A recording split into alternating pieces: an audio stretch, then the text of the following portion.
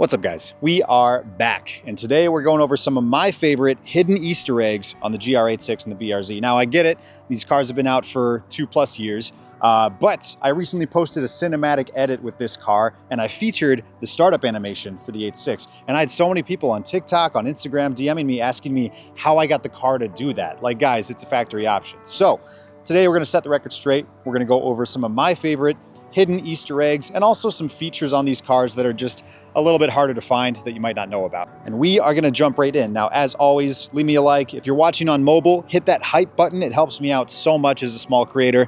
And of course, follow me on Instagram at hauling.86. I'll give you a follow back if you got a cool car. With all that being said, we are gonna kick it off with number one, my favorite, the startup animation. Now, what I like about this is it's different for the 86 and the BRZ. That means that both companies had their own designers create a bespoke animation for each car. Now, the gauge cluster for these cars is already really cool.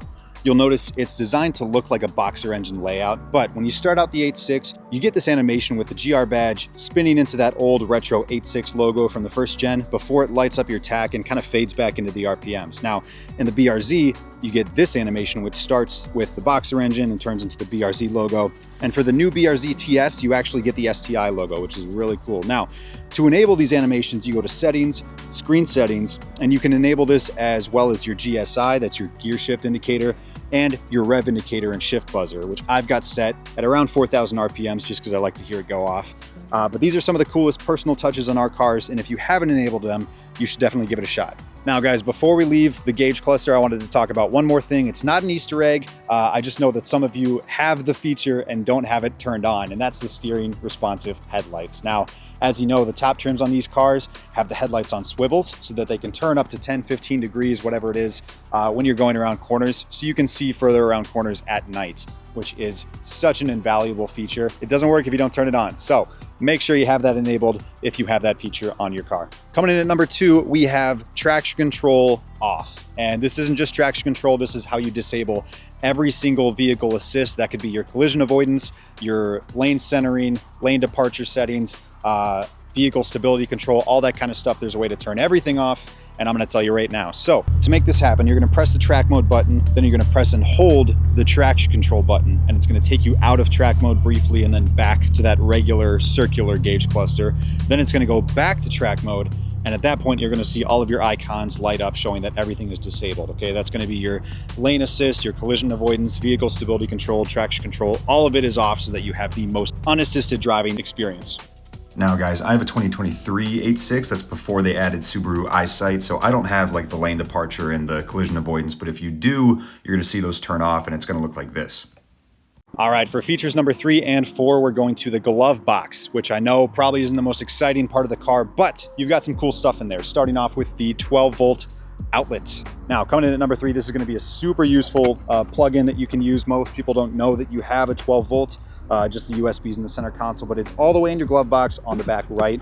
If you look on the left side of your glove box, you're also gonna see your TPMS button. If you don't know where that is, it's right there on the left side. You can use it to reset your sensors if you're switching out between wheels and tires. Alrighty, guys, Easter egg number 5. Now, this is the trunk unlock button, which basically allows you to unlock your car even if you don't have your keys on you, using just the button on the trunk. And there's a way to set up a password for you to get in so that you can use it every single time, regardless of where your key fob is. And I'm gonna show you how to program it now. What's up, guys? I decided to just do this next segment at the house in my garage, just so you can follow along and I can be as clear as possible because it is complicated, okay? Basically, you can set a 5-digit PIN on your trunk and the car can remember that so that you can get into your car, you can unlock it, unlock all the doors without your keypad, without your key fob, sorry, just by using the trunk. So, how you're gonna do this? Step 1, lock the car. Step 2, you're gonna hold down the lock button on the key fob while pressing the one on the trunk, okay? Hold down here, hold down on the car, give it like 4 or 5 seconds, it's gonna start beeping. There we are. So now you know it's in pairing mode, and this is when you're gonna put in this 5-digit PIN. Now it can be anything you want except for 22222 because that's the reset code to reset your password. So I'm gonna go 12321, okay? That's gonna be my code. You press unlock on the key fob, and now you input that code. So 1, press it once. It's gonna beep after each digit. Press it twice, 3 times, twice, and once again. All right, now I want you to re-input that code. So I'm gonna press it once again, press it twice, 3 times,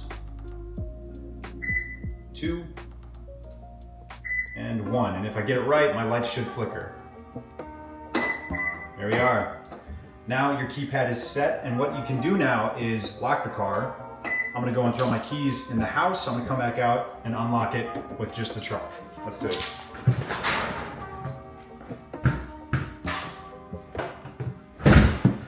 Alrighty, let's input that code, and it should beep after each digit. There's 1, there's 2, 3, 2, and 1. And there we are, just like that, the car is unlocked. You can now open the trunk, you can open the driver and passenger doors, just like that. Now guys, I know that one's pretty niche, but it is nice to just have it set up so that if you do need to get into your car for some reason later in the future and you don't have your keys on you, there's a way to do it through the trunk. Alrighty guys, coming in at number 6, we have the factory reset feature for the center infotainment. Now, I actually needed to use this about 2 weeks ago.